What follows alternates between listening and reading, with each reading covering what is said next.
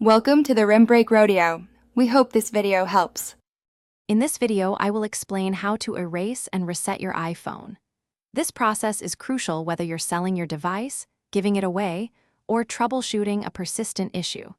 We'll cover everything from preparing your phone to the final steps, ensuring your personal data is completely removed and your device is ready for its next chapter.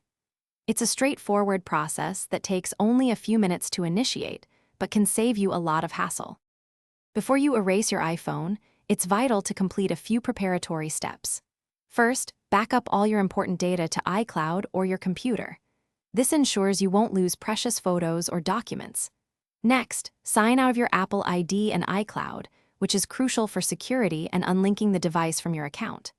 Finally, disable Find My iPhone and make sure your battery is charged to at least 50% or simply plug it in.